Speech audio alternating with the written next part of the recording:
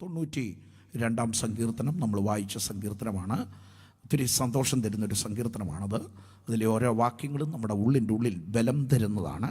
ഒരു ഭക്തൻ രാവിലെ ഉണരുമ്പോഴും സ്തോത്രം ചെയ്യാൻ, രാത്രി കിടക്കുമ്പോഴും സ്തോത്രം ചെയ്യാൻ ദൈവത്തിൻ്റെ വചനം നമ്മെ പഠിപ്പിക്കുകയും കൂടി ചെയ്യുന്നൊരു സങ്കീർത്തനമാണ്. കാരണം എന്നാന്ന് ചോദിച്ചാൽ അതിൻ്റെ 4-ാം വാക്യത്തിലുണ്ട്, യഹോവേ നിന്റെ പ്രവൃത്തികൾ കൊണ്ട് നീ എന്നെ സന്തോഷിപ്പിക്കുന്നു. പ്രവൃത്തി, ദൈവത്തിൻ്റെ കരത്തിൻ്റെ മഹത്വം അത് കാണുന്ന ഭക്തന് രാവിലെ ഉണരുമ്പോഴും സ്തോത്രം ചെയ്യും, രാത്രി കിടക്കുമ്പോഴും സ്തോത്രം ചെയ്യും. ഞാൻ എല്ലാ ദിവസവും ചെയ്തു വരുന്ന, കുറേ നാളുകളായി ചെയ്തു വരുന്നൊരു കാര്യമാണ്. എൻ്റെ 2 കണ്ണയിലും കൈവച്ച് ഞാൻ സ്തോത്രം ചെയ്യും. ഈ കണ്ണിന് കാഴ്ച തന്ന ദൈവത്തിന്, എൻ്റെ ചെവിക്ക് കേൾവി തന്ന ദൈവത്തിന്, നാവിന് സംസാരശേഷി തന്ന ദൈവത്തിന്, കൈകാലുകൾക്ക് ചലനം തന്ന ദൈവത്തിന്, എൻ്റെ അവയവങ്ങളെ കേടുകൂടാതെ ഇതുവരെയും കാത്ത ദൈവത്തിന്, ദൈവമക്കളെ ഓർത്താൽ സ്തോത്രം ചെയ്യാൻ, ചുറ്റുപാടുകളിലേക്കൊന്ന് കണ്ണോടിച്ചാൽ നന്ദി പറയാൻ അല്ലാതെ നമുക്കൊന്നുമില്ല. ഓരോ ദിവസവും ദൈവം നമുക്ക് വേണ്ടി ചെയ്യുന്ന ദൈവത്തിൻ്റെ കരുതലുകൾ, സ്തോത്രം. ഏറ്റവും വലുതെന്നറിയാമോ? പാപം ക്ഷമിച്ച് കിട്ടി എന്നുള്ളതാണ്. നാം ദൈവമക്കളായി തീർന്നു. അതുകൊണ്ട് വചനം പറയുന്നത്, പ്രിയമുള്ളവരെ, നാം ഇപ്പോൾ ആരാ? നാം ഇപ്പോൾ പോലീസ് യോഹന്നാൻ പറയുകയാണ്, നാം ഇപ്പോൾ. അപ്പോൾ ഇതിനു മുമ്പ് നമ്മൾ ദൈവമക്കളല്ലായിരുന്നു. ദൈവമക്കളല്ലാതിരുന്നൊരു സമയം, ദൈവമക്കളെ അല്ലായിരുന്നു നമ്മൾ. ദൈവമക്കളെന്ന് പേര് പറയാൻ ഒരു യോഗ്യതയും നമുക്കില്ലായിരുന്നു.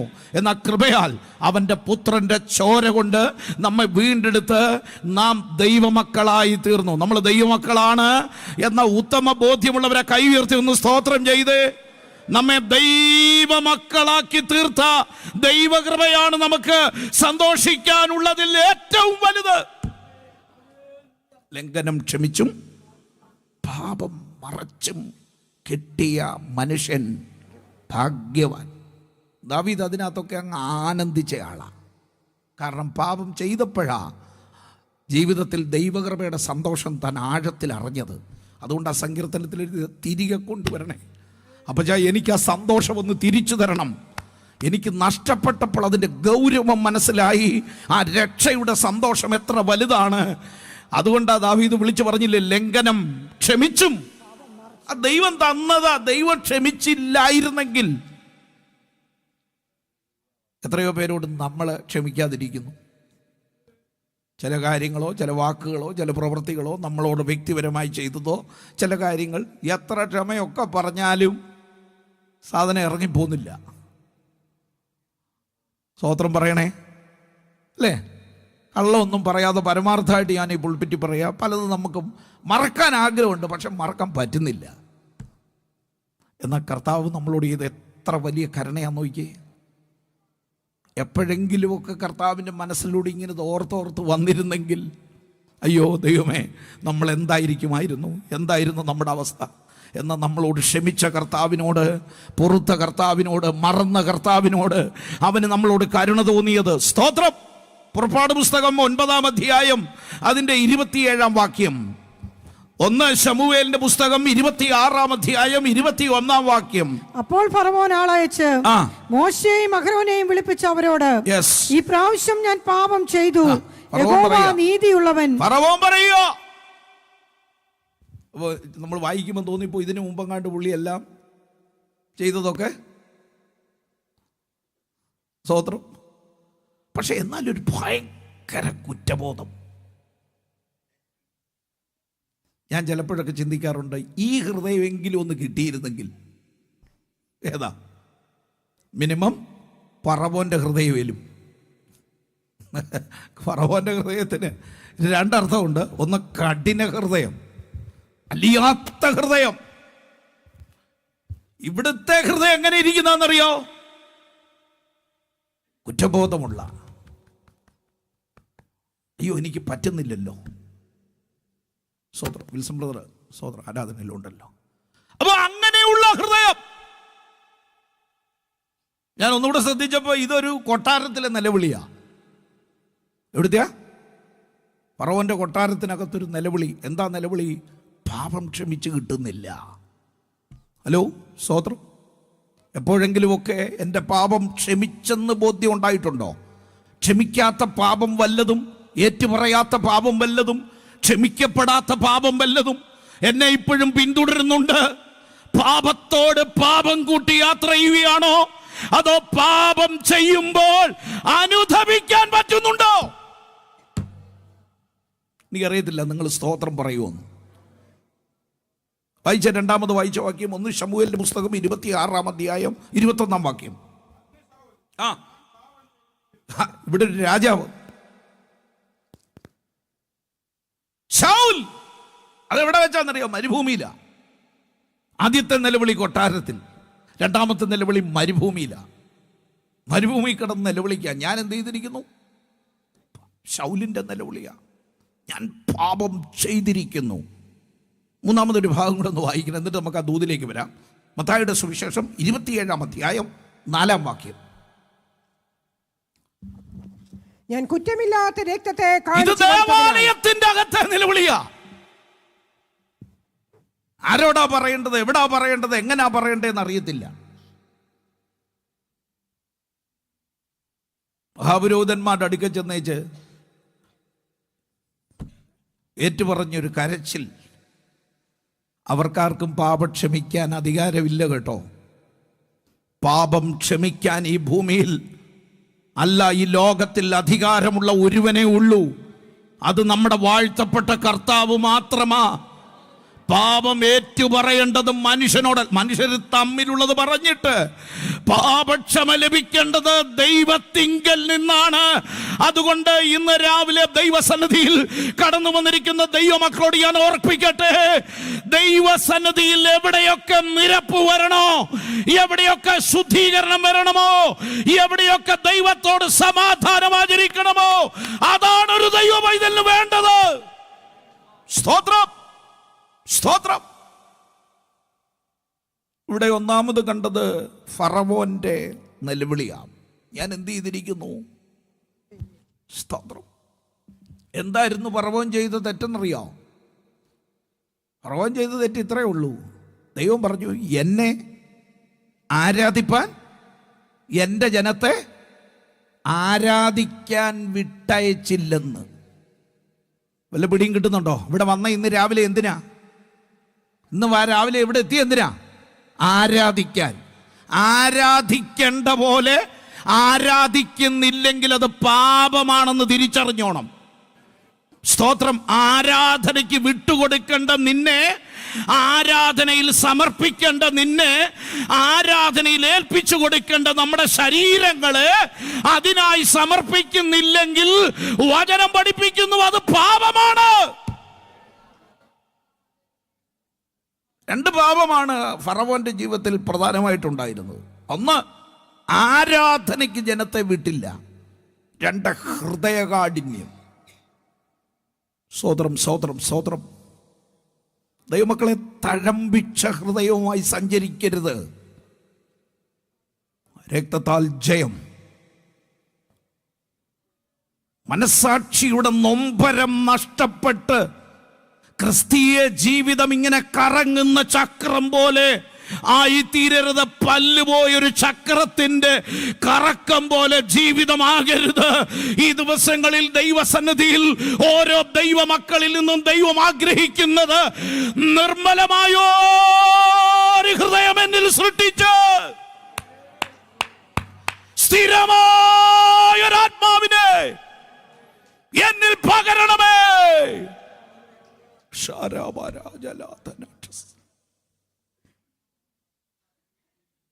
ഫറവോന്റെ ജീവിതത്തിൽ പറ്റിയ രണ്ട് പ്രധാനപ്പെട്ട കാര്യം. ഞാനൊരു ഭാഗം ഒന്ന് തൊട്ടെന്നേ ഉള്ളൂ, അടുത്ത വചനത്തെ ഭാഗത്തേക്ക് വരാം.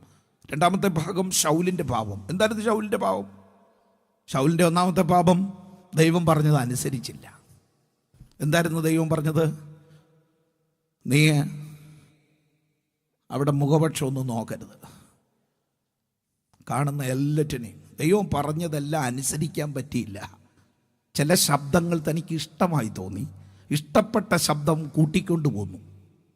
അതാണല്ലോ അവിടെ ശമൂവേൽ പ്രവാചകൻ ചെന്നപ്പോൾ പറഞ്ഞത്, എൻ്റെ കാതിൽ ചില ശബ്ദം, ഈ ശബ്ദം നിനക്കിഷ്ടമാണ്, പക്ഷെ എനിക്കിഷ്ടമല്ല.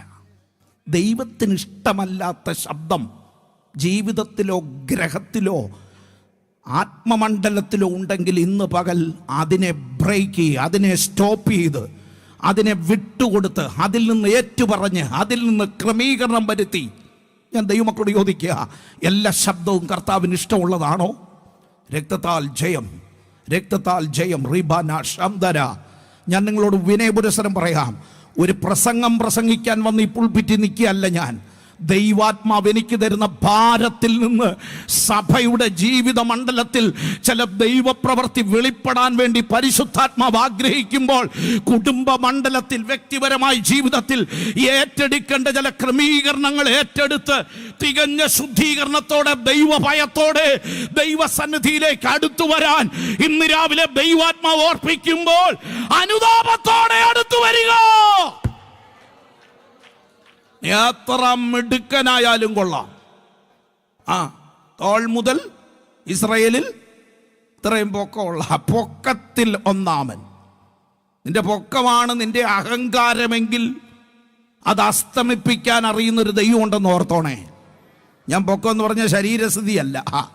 ഇന്ന് പകൽ സംതിങ്, എന്തുമാകട്ടെ, പാരമ്പര്യമോ പഴക്കമോ തഴക്കമോ ദൈവം തന്ന സമ്പത്തോ വിദ്യാഭ്യാസമോ അല്ല, മറ്റാരേക്കാൾ എന്തെങ്കിലും അധികം നിനക്കുണ്ട്, അത് നിനക്കൊരു പൊക്കമായി തോന്നി പലതിനെയും നീ അമർത്താൻ തുടങ്ങിയാൽ ഇന്ന് രാവിലെ ദൈവാത്മാവിൽ ഞാൻ പറയാ, അത് നിനക്ക് പിന്നെ വേനയായി തീരും. ശരബരാജലാജന സൈതാരബന ഹദുരാജല ഡറിയ സീതാരബന ശംദര. ഹല്ലേലൂയ. നീക്കിക്കളയേണ്ടതിനെ നീക്കിക്കളയാതെ.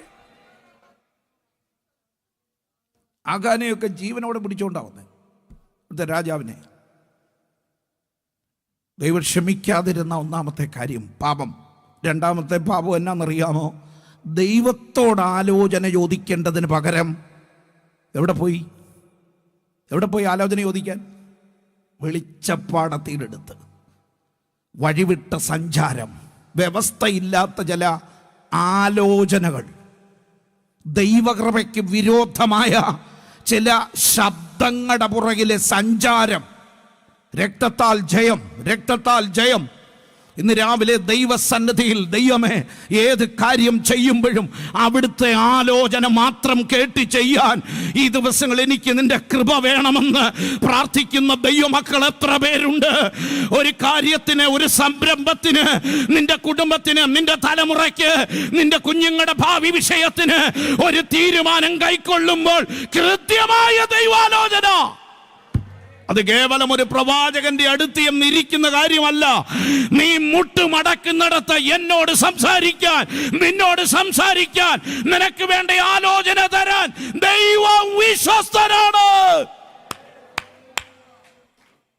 എന്തായിരുന്നു യൂദായുടെ പാപം എന്നറിയോ?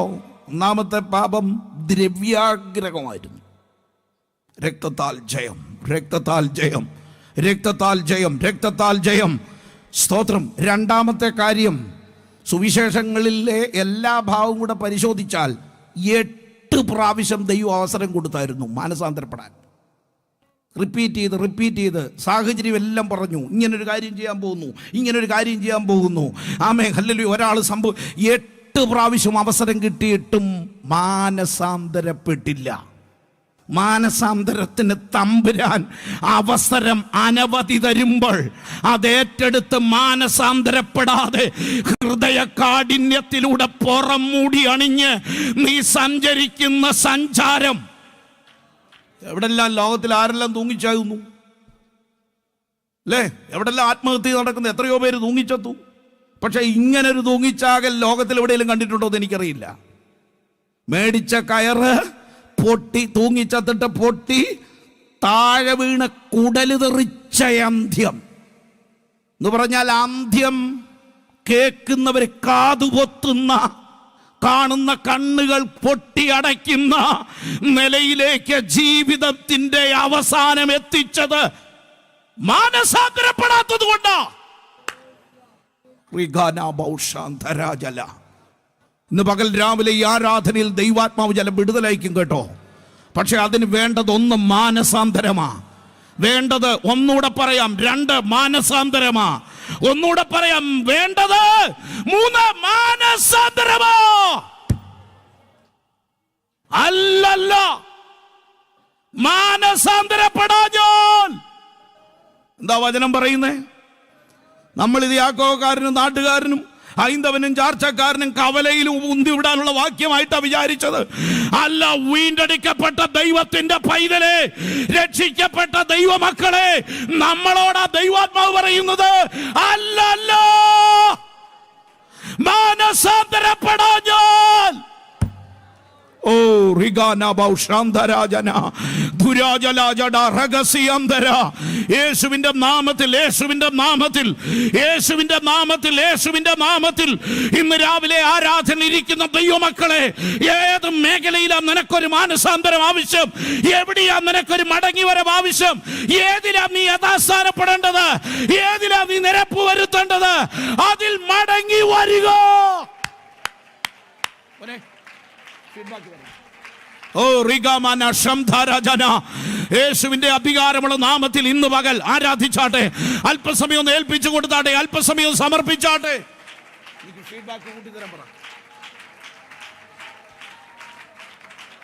അധികാരമുള്ള യേശുവിന്റെ നാമത്തില്, അധികാരമുള്ള യേശുവിന്റെ നാമത്തില്, അധികാരമുള്ള യേശുവിന്റെ നാമത്തില്, അധികാരമുള്ള യേശുവിന്റെ നാമത്തില്. ഹല്ലേലൂയ.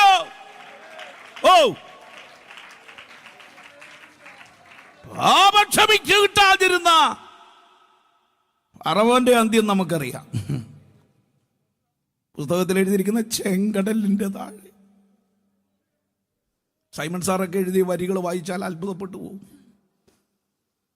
ഇന്ന് രാവിലെ ദൈവസന്നിധിയിലിരിക്കുന്ന ദൈവമക്കളെ, വേദവിഹാരത്തിനകത്തൊക്കെ അതിനെപ്പറ്റി കൊടുത്തിട്ടുണ്ട് പദപ്രയോഗങ്ങൾ. ഞാൻ അവിടേക്കൊന്നും പോകുന്നില്ല. മാനസാന്തരപ്പെടാതെ സഞ്ചരിച്ചാൽ സഭക്കാർക്കും നാട്ടുകാർക്കും വീട്ടുകാർക്കും അപ്പനും അമ്മയ്ക്കും, മക്കളെ, സ്നാനപ്പെട്ട കുഞ്ഞുങ്ങളെ, കോളേജിൽ പോകുന്ന മക്കളെ, സ്കൂളിൽ പോകുന്ന കുഞ്ഞുങ്ങളെ, ജോലി സ്ഥലങ്ങളിൽ വിദൂരതയിൽ ഈ ലൈവിൽ അപ്പൻ്റെ അമ്മയുടെ അസാന്നിധ്യത്തിൽ സഞ്ചരിക്കുന്ന കുഞ്ഞുങ്ങളെ, ഇന്ന് രാവിലെ ഈ സന്ദേശത്തിലൂടെ പറയട്ടെ, ആരുടെയൊക്കെ കണ്ണിനെ മറച്ച് സഞ്ചരിച്ചാലും അഗ്നിജ്വാലയ്ക്കൊത്തവന്റെ കണ്ണിനെ മറയ്ക്കാൻ നിനക്കും എനിക്കും പറ്റത്തില്ല. അതുകൊണ്ട് മാനസാന്തരപ്പെടുക. ചെങ്കടലിൽ മുങ്ങിത്താണു. ശൗലിനോട് നോയിക്കേ, എന്തായിരുന്നു മാനസാന്തരപ്പെടാഞ്ഞവന്റെ, ദൂത് ഏറ്റെടുക്കാഞ്ഞവന്റെ, അനുസരിക്കാഞ്ഞവന്റെ, ദൈവശബ്ദത്തിന് വിനയപ്പെടാഞ്ഞവന്റെ, ദൈവത്തോട് ആലോചന ചോദിക്കാഞ്ഞവന്റെ അന്ത്യം. പലരെയും കുത്തി മുറിവേൽപ്പിക്കാൻ തുടങ്ങിയ കുന്തമനയിൽ നിന്റെ ജീവിതം അവസാനിപ്പിച്ചു. രക്തത്താൽ ജയം, രക്തത്താൽ ജയം. അവിടെയും തീർന്നില്ല. ഞാൻ ആദ്യം പറഞ്ഞില്ലേ, ഇസ്രായേലിൽ ഇതുപോലെ തലപ്പൊക്കമുള്ള ഒരുവൻ, ദൈവാത്മാവ് അവിടെ എഴുതിയിരിക്കുന്ന കേൾക്കണോ, അവന്റെ തല വെട്ടിമാറ്റിയെന്ന, ഉടല് വെട്ടിമാറ്റിയെന്ന. ഈ ദിവസങ്ങളിൽ അധികമുള്ളതിനെ വെട്ടിമാറ്റി നിന്നെ തകർക്കുന്നതിന് മുൻപ് നീ മാനസാന്തരപ്പെടുക.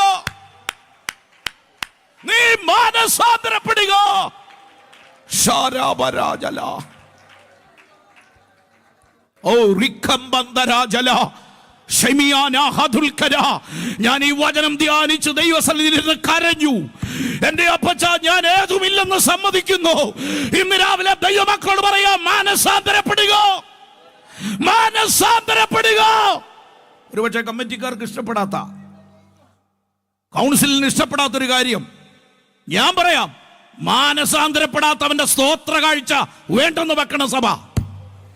മാനസാന്തരപ്പെടാത്തവന്റെ ദശാംശം വേണ്ടെന്ന് വെക്കണം ദൈവസഭ. മാനസാന്തരപ്പെടാത്തവന്റെ ഓഫറിങ് ചില പാടായത് കേട്ടോ. ഒരാളിനോട് പറഞ്ഞു, ഇതൊക്കെ പറയുമ്പം ഇന്നത്തെ കാലത്ത് പാസ്റ്റർമാർക്ക് ശമ്പളമായതുകൊണ്ടാണ് ഇത്രയും തൻ്റെ ഇടം. സ്തോത്രം ആരും പറഞ്ഞില്ല. ആണെന്ന് വെച്ചു, അതിൻ്റെ കാരണക്കാർ നിങ്ങളൊക്കെയാ. ഇല്ലെങ്കിൽ ധൈര്യമായിട്ട് പ്രമാണത്തിന് വേണ്ടി നിൽക്കുന്ന വിശുദ്ധന്മാരുണ്ടെന്നേ, ഇപ്പോഴും ഉണ്ടെന്നേ. ജീവിക്കുന്ന വിശുദ്ധന്മാർ ദൈവസഭയ്ക്കകത്തുണ്ടെന്നേ. വിശുദ്ധിയോടെ ജീവിക്കുന്നവർ ദൈവസഭയ്ക്കകത്തുണ്ടെന്നേ. കരയുന്നവർ ദൈവസഭയ്ക്കകത്തുണ്ടെന്നേ. പ്രാർത്ഥിക്കുന്നവർ ദൈവസഭയ്ക്കകത്തുണ്ട്. ഞാൻ വേഗം മടങ്ങി വരാം. എൻ്റെ ഭാഗം മുൻപോട്ട് ആ ദൂതെങ്ങും എത്തുകയില്ലെന്ന് എനിക്കറിയാം. പക്ഷേ ഇന്ന് രാവിലെ ദൈവാത്മാവിൽ ഞാൻ പറയട്ടെ, പുറപ്പാട് പുസ്തകം 7-ാം അധ്യായം 16-ാം വാക്യത്തിലേക്ക് വന്നാട്ടെ. പുറപ്പാട് പുസ്തകം 7-ാം അധ്യായം അതിന്റെ 16-ാം വാക്യം. ആരാധനയ്ക്ക് ജനത്തെ വിട്ടയക്കാഞ്ഞതിന്റെ പുറകിൽ അവനോട് പറയേണ്ടതെന്നാൽ, മരുഭൂമിയിൽ എന്നെ ആരാധിപ്പാൻ എന്റെ ജനത്തെ വിട്ടയക്കുക എന്ന് കൽപ്പിച്ച് എബ്രായരുടെ ദൈവമായ യഹോവ എന്നെ നിന്റെ അടുക്കൽ അയച്ചു. എന്നെ ദൈവം അയച്ചിരിക്കുക, വേറൊന്നിനുമല്ല. എന്താ മാനസാന്തരപ്പെടാഞ്ഞത് ഫറവോനെ? എന്താ ഫറവോനെ അനുസരിക്കാഞ്ഞത്? ഫറവോൻ പറഞ്ഞ വാക്യം നമ്മൾ ആദ്യം വായിച്ചു. ഞാൻ എന്ത് ചെയ്തു? ഈ പ്രാവശ്യം പാപം ചെയ്തു. എന്താ പാപം? ഇതായിരുന്നു പാപം. ആരാധനയ്ക്ക് ജനത്തെ വിടത്തില്ല, ആരാധിക്കാൻ സമ്മതിക്കത്തില്ല. പെന്തിക്കോസിലും പലർക്കും വലിയ ബുദ്ധിമുട്ട് ആരാധിക്കുന്നേ, വലിയ ബുദ്ധിമുട്ടാ. ഇതൊക്കെ വലിയ ചേഷ്ടയായിട്ടാണ് ചിലർ പറയുന്നത്. പക്ഷെ ഇവിടം വരെ നീ എത്തിയത് പുറകിൽ കരഞ്ഞു മുഴങ്കാലിലിരുന്ന് പ്രാർത്ഥിച്ച, ആരാധിച്ച, ദൈവത്തെ ആത്മാവിൽ സത്യത്തിൽ സ്തുതിച്ച മാതാപിതാക്കളുടെ കണ്ണുനീരും അവരുടെ ആരാധനയും പ്രാർത്ഥനയും മറക്കല്ല.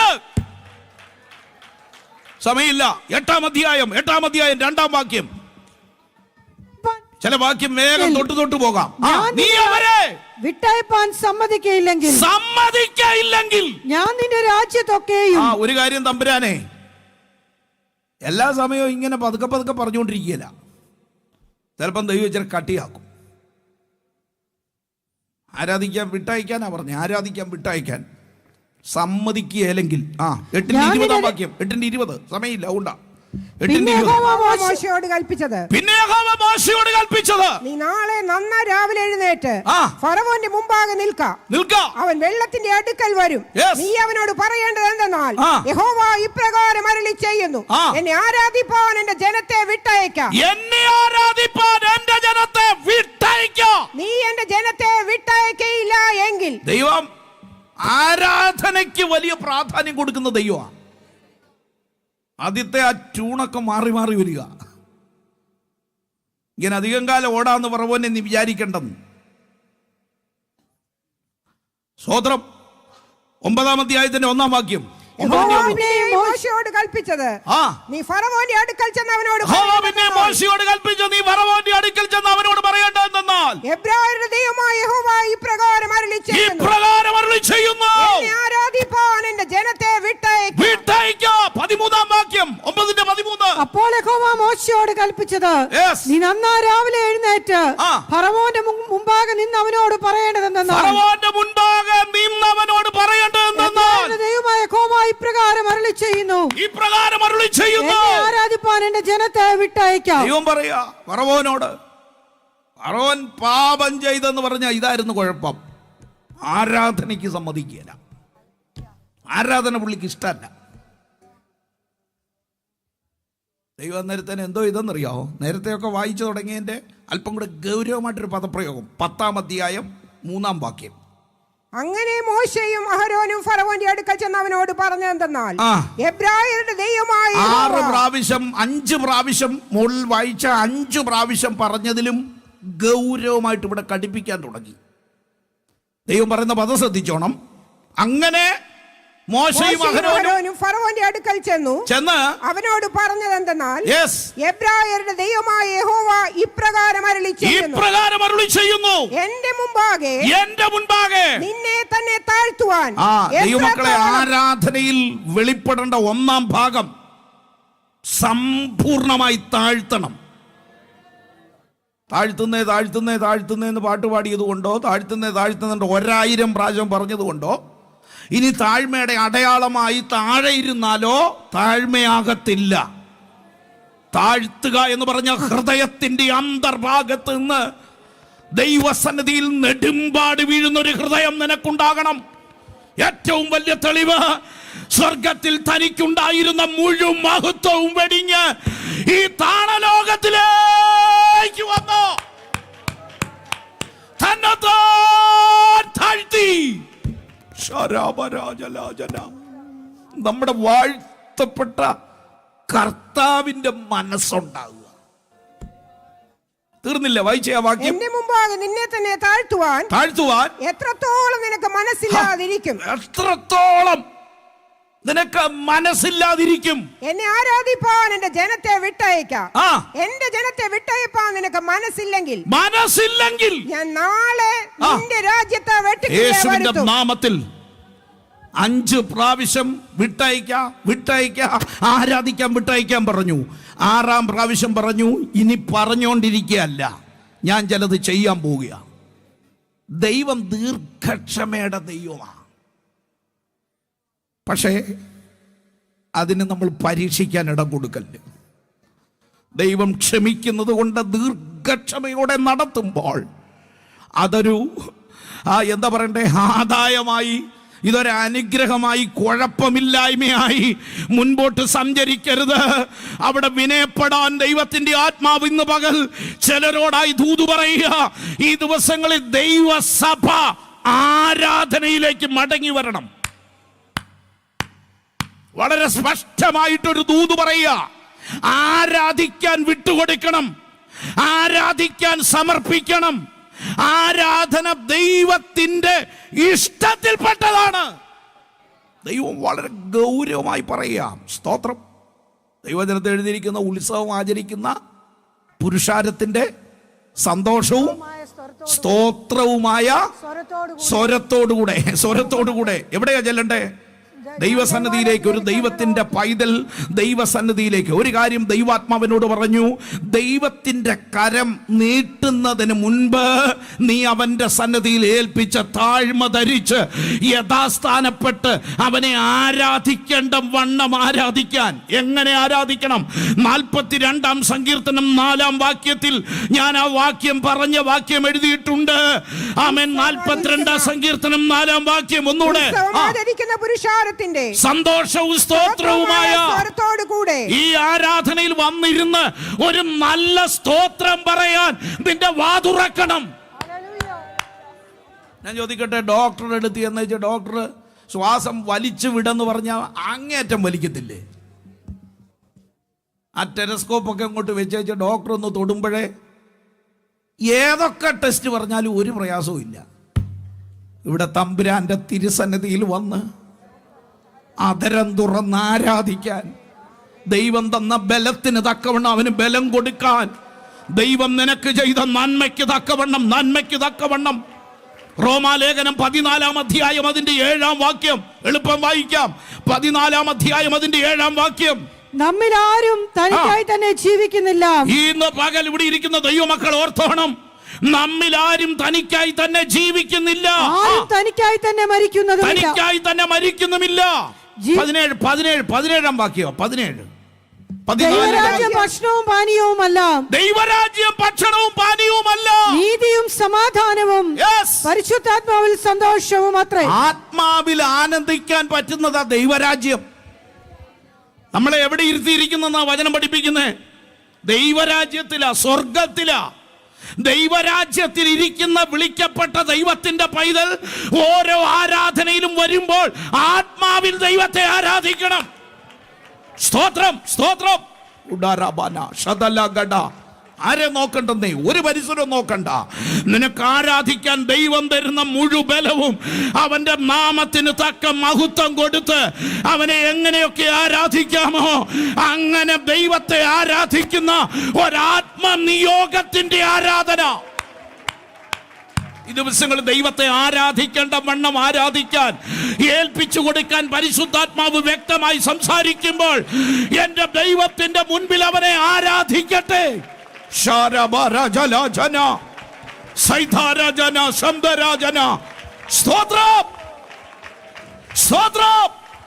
ഇസ്രായേൽ മക്കളെ ദൈവം മിസ്രയീമിൽ നിന്ന് വിളിച്ചിറക്കിയതിന്റെ ഒന്നാമത്തെ വിഷയം ആരാധിക്കാനാ. രണ്ടാമത് ദൈവം അവർക്ക് കൊടുത്ത രണ്ടാമത്തെ വ്യവസ്ഥ എന്നാണെന്നറിയാം. ദൈവം ചില വ്യവസ്ഥ അവർക്ക് കൊടുത്തു. രണ്ടാമത്തെ വ്യവസ്ഥ യാഗങ്ങളാണ്. യാഗം ദൈവം വെച്ചിരിക്കുന്ന ഇസ്രായേലിന് കൊടുത്തിരിക്കുന്ന എത്ര യാഗം ഉണ്ടായിരുന്നു? 5. സ്തോത്രം. യാഗങ്ങളുടെ പേരെന്ന് പറയാമോ? നമ്മളെല്ലാം താഴെ നിന്നേ തുടങ്ങത്തുള്ളൂ. സ്തോത്രം. ഒന്നാമത്തെ യാഗം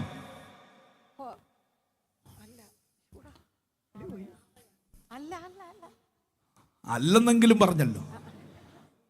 ഹോമയാഗം, ഭോജനയാഗം, സമാധാനയാഗം. ഈ 3 യാഗങ്ങൾ സൗരഭ്യം പരത്തുന്ന യാഗങ്ങളാണ്. എന്നാൽ അത് കഴിഞ്ഞൊരു 2 യാഗം നിപ്പുണ്ട്. പാപയാകൂ, അകൃത്യയാകൂ. ഇതിന് സൗരഭ്യമൊന്നുമില്ല കേട്ടോ. പച്ചമാംസം കത്തുന്ന മണമാണ്.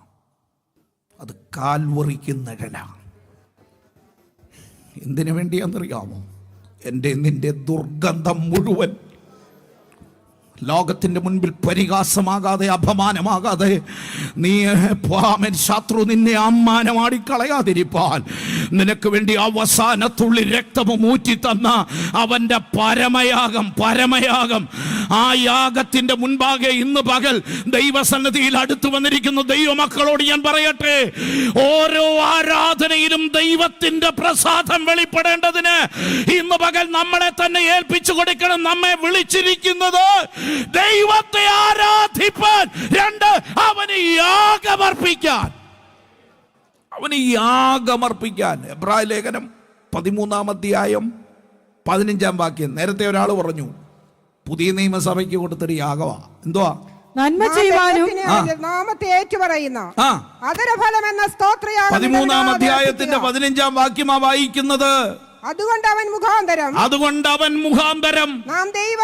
നാം ദൈവത്തിന് അവന്റെ നാമത്തെ ഏറ്റുപറയുന്ന അധരഫലം എന്ന സ്തോത്രയാഗം. ഒന്ന് അർപ്പിച്ചേ. സ്തോത്രം. ഇത് പറയുന്നതെല്ലാം യാഗമാണെന്നേ. പഴയ നിയമ ആരാധനക്കാരൻ കെട്ടി വലിച്ചോണ്ടാ ഇങ്ങോട്ട് വരുന്നേ, അല്ലേ? അവൻ്റെ കയ്യിൽ ചില ഭാരങ്ങളുമായിട്ടാണ് വരുന്ന. ഭാരമുള്ള ചിലതിനെ, വരാത്ത ചിലതിനെ വലിച്ചടിപ്പിച്ചവൻ യാഗപീഠത്തിലെങ്കിലേക്ക് വരികയാണ്. എന്നാൽ ഇന്ന് രാവിലെ ഭാരമുള്ള ചിലതുമായി വന്ന ആ യാഗം അർപ്പിച്ചതിന് ശേഷം അവൻ തിരിച്ചു പോകുന്ന എങ്ങനെയാണെന്നറിയാമോ? യാഗമൃതത്തിൻ്റെ തലയിൽ കൈവച്ച് ആ പാപമെല്ലാം അതിൻ്റെ മേലെ ഏൽപ്പിച്ച് മഹാപുരോഹിതൻ അതിനെ അറുത്ത് അതിൻ്റെ തൊലി ഉരിച്ച് നീക്കിക്കളഞ്ഞ് അതിനെ കണ്ണമായി നുറുക്കി യാഗപീഠത്തിന് മേൽ വെച്ച് അത് സൗരഭ്യമായി ദൈവത്തിന് പ്രസാദമുള്ള യാഗമായി തീർന്നാൽ പിന്നെ യാഗാർപ്പകൻ തിരിച്ചു പോകുന്ന ഇങ്ങോട്ട് വന്ന ബലത്തോടെ അല്ല, ഇങ്ങോട്ട് വലിച്ചോണ്ട് വന്നെങ്കിൽ അങ്ങോട്ട് ആനന്ദത്തോടെ പോവുക. ഓരോ ആരാധനയും കഴിഞ്ഞ് അങ്ങനെ പോകാനുള്ള കൃപ പ്രാപിക്കണം. അത് പ്രാപിക്കാതെ പോകുന്ന കൊണ്ടാ ലോകക്കാരെ പോലെ പ്രതിസന്ധി നീ പകച്ചു നിൽക്കുന്നേ. നിന്റെ വീട്ടിൽ വേണ്ടാത്ത ശബ്ദങ്ങൾ ഉയരാൻ നീ ഇടം കൊടുക്കരുത്. ഇന്ന് രാവിലെ ഞാൻ വായിച്ച ശൗലിന്റെ ഭാഗത്തൂടെ ഒരു ദൂതൂടെ കയറി പറഞ്ഞ് ഞാൻ ആ മെസ്സേജിലൂടെ പറയാം, നിന്റെ വീട്ടിൽ വേണ്ടാത്ത ശബ്ദം ഉയരാൻ, ആമേൻ, വിലാപങ്ങളുടെ ശബ്ദം ഉയർത്താൻ, ആമേൻ, പ്രമാണവിരുദ്ധമായ ശബ്ദം ഉയർത്താൻ പിശാചിന് അവസരം കൊടുക്കാതിരിക്കണമെങ്കിൽ അവന്റെ വചനത്തിൽ നീ നിലനിൽക്കണം. എല്ലാ വീടുകളുടെ അകത്ത് യാഗപീഠം പുതുക്കി പണിയണം. ഇത്തിരി ഭാഗങ്ങൾ എനിക്ക് ഓർപ്പിക്കണമെന്നുണ്ട്. 50-ാം സങ്കീർത്തനം 23-ാം വാക്യത്തിൽ എഴുതിയിരിക്കുന്നത്, സ്തോത്രമെന്ന അർപ്പിക്കുന്നവൻ ദൈവം പറയാ. ഇന്ന് പകൽ ഇവിടെ ഇരുന്നുകൊണ്ട് സ്തോത്രം ചെയ്യണം. വഴി നടക്കുമ്പോൾ സ്തോത്രം ചെയ്യണം, വീട്ടിലിരിക്കുമ്പോൾ സ്തോത്രം ചെയ്യണം, അടുക്കളയിൽ ജോലി ചെയ്യുമ്പോൾ സ്തോത്രം ചെയ്യണം, ഓഫീസിലിരിക്കുമ്പോൾ ഒച്ച പറയാൻ പറ്റത്തില്ലേലും അതരകത്തിന്റെ അകത്തൂടെ നീ സ്തോത്രം ചെയ്തുകൊണ്ടിരിക്കണം. സ്തോത്രം എന്നത് യാഗമായതുകൊണ്ട് അത് ഇടതടമില്ലാതെ അർപ്പിക്കണം. അതുകൊണ്ട് തന്നെ 50-ാം സങ്കീർത്തനം 5-ാം വാക്യം, യാഗം കഴിച്ച് അവരോടാ പറഞ്ഞ ഇങ്ങോട്ട് കയറി പോരാൻ. ആരോടാ പറയുന്നറിയാമോ? പ്രമാണത്തിൽ നിന്ന് വിശുദ്ധിയിൽ ജീവിച്ച് ദൈവത്തെ ആരാധിക്കുന്ന വിശുദ്ധന്മാരോട്. അതുകൊണ്ടാ റോമാലേഖനം 12-ാം അധ്യായം 1-ാം വാക്യത്തിൽ തുടങ്ങുന്ന എന്നതാ, സഹോദരന്മാരെ, ഞാൻ ദൈവത്തിന്റെ മനസ്സലിവ് ഓർപ്പിച്ച് നിങ്ങളെ പ്രബോധിപ്പിക്കുന്നത്, നിങ്ങൾ ബുദ്ധിയുള്ള ആരാധനയായി നിങ്ങളുടെ ശരീരങ്ങളെ ജീവനും ദൈവത്തിന് പ്രസാദമുള്ള യാഗമായി സമർപ്പിപ്പീൻ.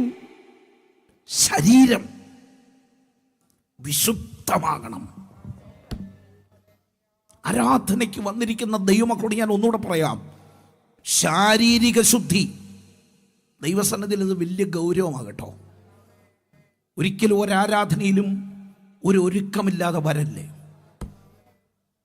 ശാരീരിക ശുദ്ധി അത് നിർബന്ധമാണ്. അത് ദൈവം ആഗ്രഹിക്കുന്ന കാര്യമാണ്.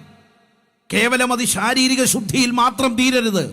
ആന്തരിക ശുദ്ധീകരണം, ഹൃദയാന്തർഭാഗത്ത് അത് നന്നായി നടക്കണം. കാരണം എന്നാണെന്നറിയാമോ? ഈ ശരീരം ദൈവത്തിൻ്റെയാണ്. ഇത് ദൈവത്തിന് യാഗമായി അർപ്പിക്കുകയാണ്. ആര് പ്രസാദിക്കണം? ശരീരത്തിൽ ദൈവം പ്രസാദിക്കണം, നമ്മുടെ ആരാധനയിൽ ദൈവം പ്രസാദിക്കണം, നമ്മുടെ സ്തോത്രത്തിൽ ദൈവം പ്രസാദിക്കണം. ഇന്ന് രാവിലെ കർത്താവേ, അങ്ങയുടെ സന്നിധിയിൽ ഞാനിതാ എന്നെ സമർപ്പിക്കുന്നു. ഇത്തിരി കാര്യങ്ങൾ എനിക്ക് ഓർപ്പിക്കാനുണ്ട്, സമയമില്ല. എന്തിനാണ് ദൈവം വിളിച്ച് വേർതിരിച്ചത്? ഫറവോനോട് പറഞ്ഞതാ വിട്ടയക്കണം ജനത്തെ എന്ന് പറയാൻ കാര്യം, മൂന്നാമത്തെ കാര്യം കൂടെ പറയാം. എന്താ പറഞ്ഞെന്നറിയാമോ? പുറപ്പാട് പുസ്തകം 4-ാം അധ്യായം 22-ാം വാക്യത്തിലുണ്ട്, എനിക്ക് ശുശ്രൂഷ ചെയ്യാൻ. അല്ലേ?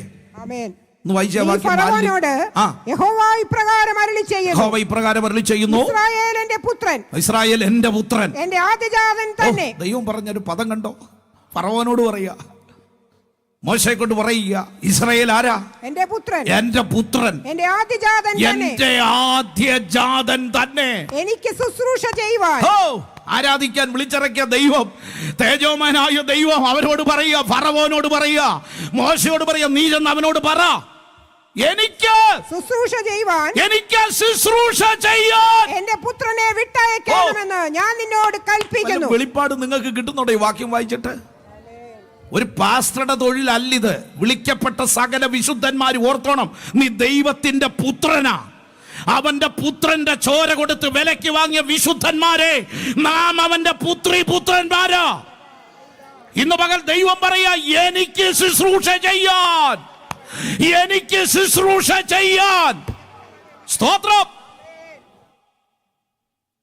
മരുഭൂമിയിലെ സംഭവമൊക്കെ നിങ്ങൾക്ക് ഓർമ്മയുണ്ട്. കാളക്കുട്ടിയെ വാർത്തുണ്ടാക്കി മോശ പർവ്വതത്തിൽ നിന്ന് താവോട്ടിറങ്ങി വരുന്നപ്പം മിസ്രൈം രീതിയിലുള്ളൊരു വലിയ ആരാധന അവിടെ നടക്കുക.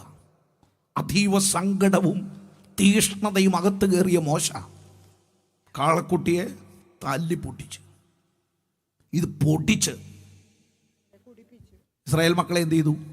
കുടിപ്പിച്ചു. എന്നിട്ട് അവിടെ നിന്നുകൊണ്ട് എടുക്കാവുന്നത്ര സ്വരത്തിലൊരു ശബ്ദം, ഒരു വേർപാടിൻ്റെ ശബ്ദം. എന്താ വേർപാടിൻ്റെ ശബ്ദം? യഹോവയുടെ പക്ഷത്തുള്ളവൻ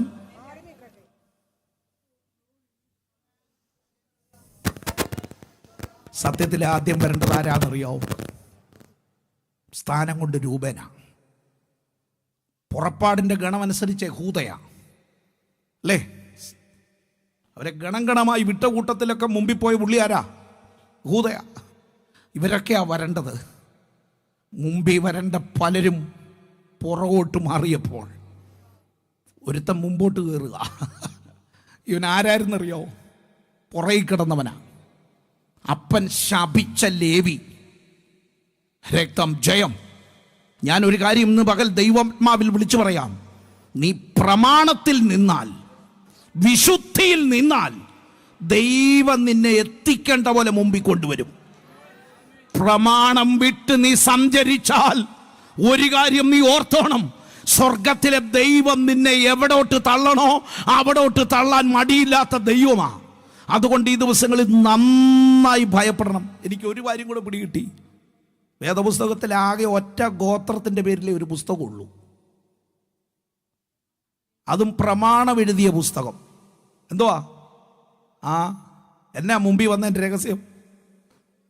ഇന്ന് പകൽക്കാലം ഞാൻ നിർത്തുക ഇവിടെ. വചനത്തെ അനുസരിച്ചാൽ, ദൈവത്തെ ഭയപ്പെട്ടാൽ, നിന്ദിക്കുന്നവരുടെ മുമ്പിൽ നിന്നെ മാനിക്കാൻ ദൈവം വിശ്വസ്തനാ. സത്യത്തിൻ്റെ വചനത്തിന് സഹോദരി, നീ പ്രമാണത്തിന് വില കൊടുക്കാമോ? വചനത്തിന് നീ വില കൊടുക്കാമോ? ഒരു കാര്യം ചെയ്യാൻ പരിശുദ്ധാത്മാവിൽ ഒന്നുകൂടെ പറയുക, നെടുമ്പാട് വീണോണം ഈ ദിവസങ്ങളിൽ, ഏറ്റുപറഞ്ഞോണം ഈ ദിവസങ്ങളിൽ.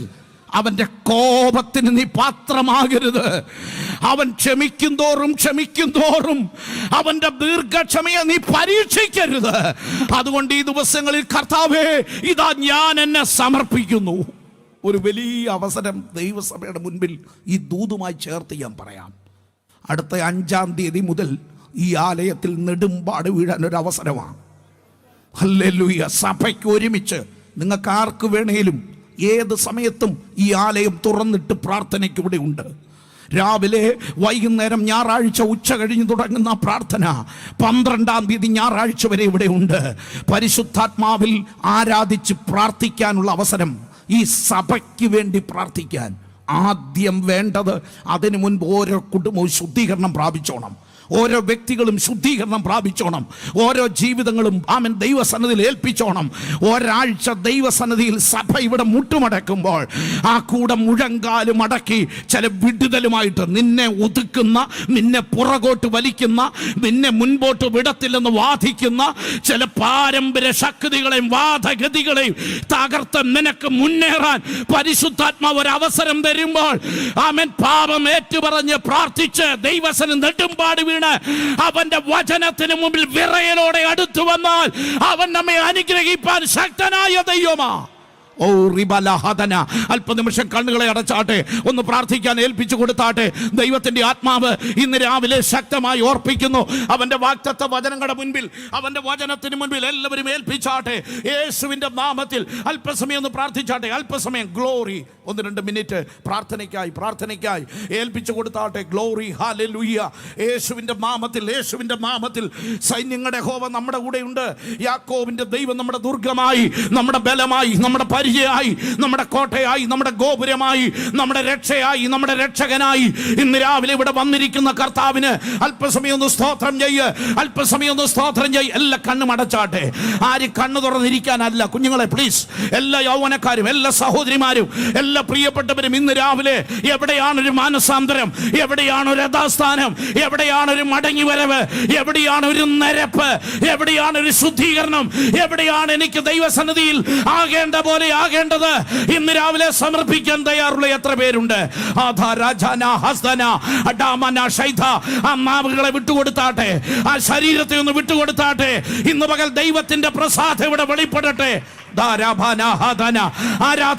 ആരാധനയ്ക്കായി ശരീരങ്ങളെ വിട്ടുകൊടുത്താട്ടെ. ചില ഇരുട്ടിന്ന് രാവിലെ മാറിപ്പോകട്ടെ. ചില പോരാട്ടങ്ങൾ യേശുവിന്റെ നാമത്തിൽ, യേശുവിന്റെ നാമത്തിൽ, യേശുവിന്റെ നാമത്തിൽ, യേശുവിന്റെ നാമത്തിൽ, യേശുവിന്റെ നാമത്തിൽ, യേശുവിന്റെ നാമത്തിൽ, യേശുവിന്റെ നാമത്തിൽ. ഹല്ലേലൂയ. ധാരാബാനാബാനാബാന ഹദുരബരബടബരബല ഹദുരബര. ഓ റിഖബസിയം ധരാജല. യേശുവിന്റെ നാമത്തിൽ, അധികാരമുള്ള യേശുവിന്റെ നാമത്തിൽ ദൈവശക്തി ആലയത്തിൽ വ്യാപരിക്കട്ടെ. എല്ലാ ദൈവമക്കളും ആരാധിച്ചാട്ടെ. അല്പസമയം ആരാധിച്ചാട്ടെ. ആരാധന വെളിപ്പെടട്ടെ, അഭിഷേകം വെളിപ്പെടട്ടെ, ദൈവശക്തി വ്യാപരിക്കട്ടെ. ഇരുളിന്റെ പോരുകൾ, അന്ധകാരത്തിന്റെ കെടുതികൾ, തടഞ്ഞു വെച്ച ശക്തികൾ, അന്യായ പോരാട്ടങ്ങൾ,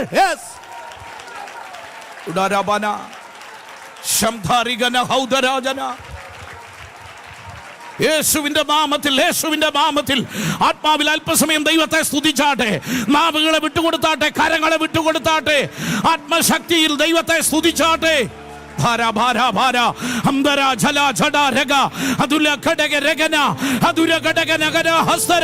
യേശുവിന്റെ നാമത്തിൽ അന്യായ പോരിന്റെ ശക്തികൾ, ഹല്ലേലൂയ, രക്തം ജയം, രക്തം ജയം, രക്തം ജയം. ഒതുക്കപ്പെട്ട ചില മേഖലകൾ, തകർക്കപ്പെട്ട ചില മേഖലകൾ, ഉടച്ചു കളഞ്ഞ ചില ശക്തികൾ, ആമേ ശത്രു പാറ്റിക്കളയുന്ന ചില മേഖലകൾ ഇന്ന് പകൽ ആത്മാവിന്റെ വിടുതലായി തീരട്ടെ.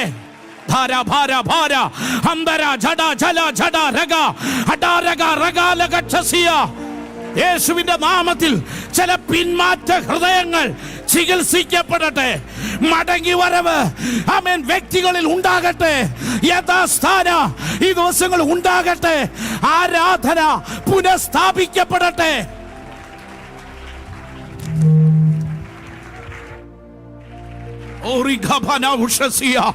യേശുവിന്റെ നാമത്തിൽ അന്യായ പോരിന്റെ ശക്തികൾ ഇന്ന് പകൽ തകർക്കപ്പെടട്ടെ, തകർക്കപ്പെടട്ടെ. അഭിഷേകത്താൽ